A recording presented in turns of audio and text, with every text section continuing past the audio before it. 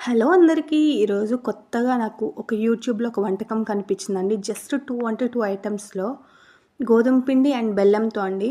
Half cup of బెల్లం and పావు cup అండి. పావు కప్ అంటే 1/4 కప్ ఆఫ్ వాటర్ వేసి జస్ట్ దాన్ని మెల్ట్ చేయాలండి. అంటే దానికి పాకం కానీ తీగ పాకం ఏం అవసరం లేదండి. చూస్తున్నారా? జస్ట్ అలా కరిగితే సరిపోతుంది బెల్లం. హాఫ్ కప్ బెల్లానికి 1 కప్ అని సరిపోతుందండి. మీరు ఎక్కువ స్వీట్‌నెస్ తింటాము అంటే ఇంకొక 1 స్పూన్ ఆఫ్ బెల్లం వేసుకోవచ్చండి. ఇది కరెక్ట్‌గా సరిపోతుంది. చూస్తున్నారు కదా! మనకి ఏదైనా నలకలున్నా అలా వెళ్ళిపోతుంది. ఇలా కరిగిన బెల్లంలోకి మనం అంటే చల్లారాలండి. అది చల్లారాక 1 కప్ ఆఫ్ గోధుమ పిండి అండ్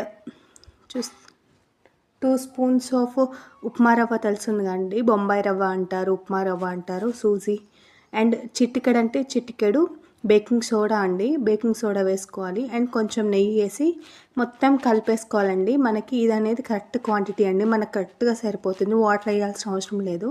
మనకి పిండి అనేది ఇలా స్టిక్కీగా ఉండాలి.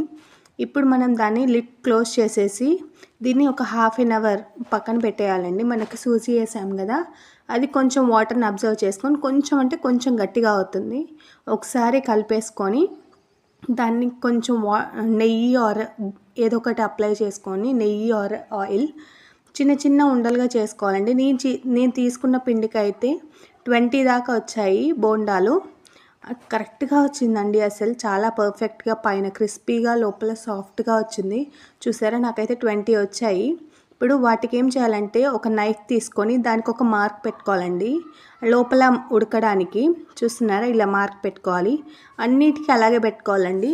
అంత లోపల మనం ఆయిల్ హీట్ చేసేసుకొని ఇప్పుడు వాటిని స్లోగా అందులోకి డ్రాప్ చేయాలండి.